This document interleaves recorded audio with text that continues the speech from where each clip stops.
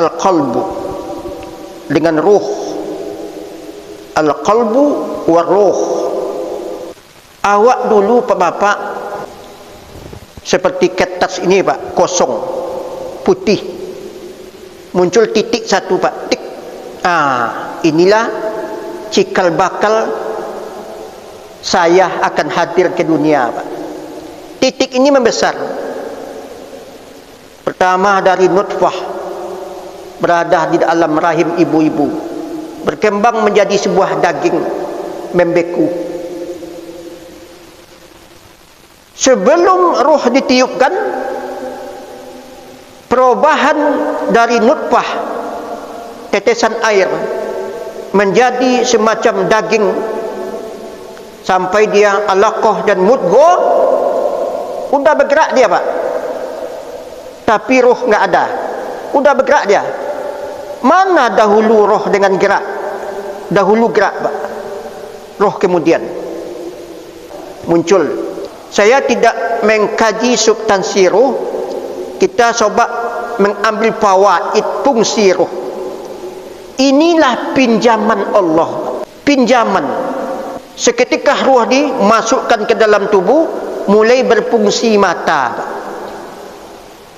Ilmu Allah dia agih ke awak seketik Pak, satu tetes sangat kecil Pak, bisa bergerak, ada perasaan. Mata ini bisa mengerti dengan keadaan Pak. Ini jam, ini dinding, ini orang, ini hewan. Kan unik Pak, unik. Makanya Ibnul Qayyim Al-Jauzi mengatakan, apa sebabnya awak menangi seketika lahir? Seketika itulah roh tu berpisah dengan Allah. Nyo takut berpisah dengan Allah Pak.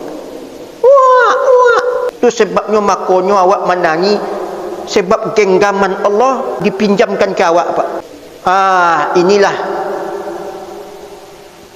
fungsi hati Pak. Disikoh dilengketkan fungsi roh. Maka beliau mengatakan, hati itulah yang sesungguhnya, dengan roh itu hakikat manusia yang sebenarnya.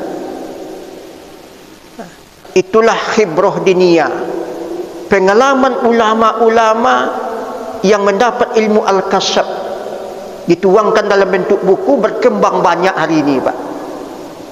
Inilah hati. Di hati itu terletak lutfu ar-rubbani, cikal bakal, insting, sinyal, apa lagi namanya itu, penangkap sinyal dari Allah Subhanahu wa taala. Di sini dia Pak. Makanya Allah mengatakan, innallaha la yanzur, innallaha la yanzur ila suwarikum wala ila ajsadikum walakinallaha yanzur ila qulubikum. Allah menatap hatimu. Disikolah awak tetap menatap antara manusia dengan Allah. Itu yang coba dikembangkan oleh para ulama. Apa sesungguhnya?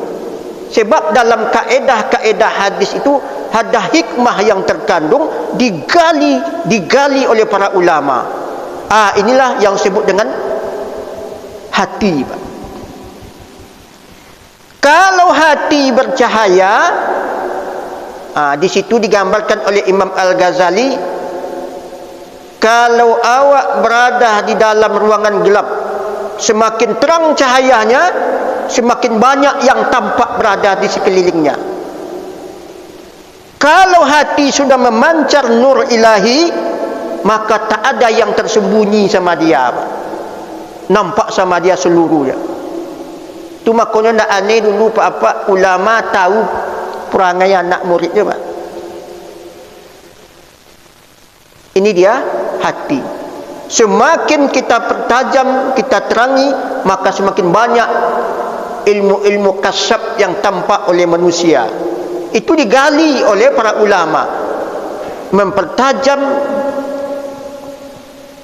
al-qalbu tadi Pak. Imam Al-Ghazali itu menggambarkan bagaikan kaca Pak. Kalau kaca itu bening, nampak yang ada di sekelilingnya. Tapi kalau kaca ini gelap tak tampak, inilah dosa yang menutupi mata batin hati itu. Kalau dokter hanya tahu dia segumpal darah, Pak. Itu dia. Inilah Imam Al-Ghazali mencoba mempertajam ruh dengan al-qalbu. Yang ruh yang mana, Ustaz, fungsinya? Kita cancel sebentar. Ini penekanan pertama adalah al-qalbu. Sifat rakus, tamak, cemburu, kemudian jengkel, sakit hati dengan orang lain. Itu dibuang semua sifat-sifat batin itu, sampai Imam Al-Ghazali merumuskan sampai 60 sifat hati yang harus dihilangkan. Yo payah, Ustaz.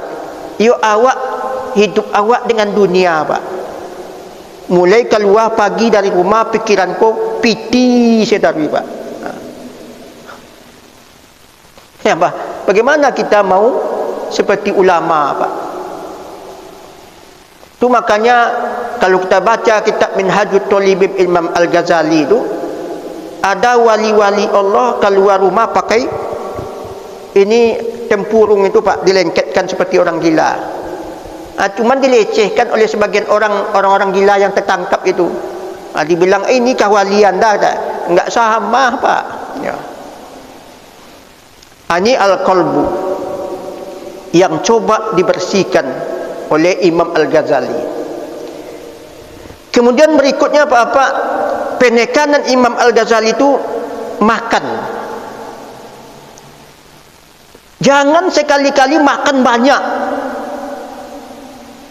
Apa sebabnya? Kalau makan awak terlalu banyak, hati ini berat untuk beribadah.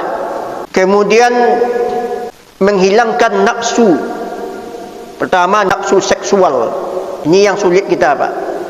Maaf kata, Pak, awak so besok pagi, malam tu bergunung kesempatan. Maaf kata ni, Pak, dunia para wali itu memang dunia yang luar biasa. Dia bisa mengatur, ya, eksistensinya dalam beribadah kepada Allah Subhanahu wa taala.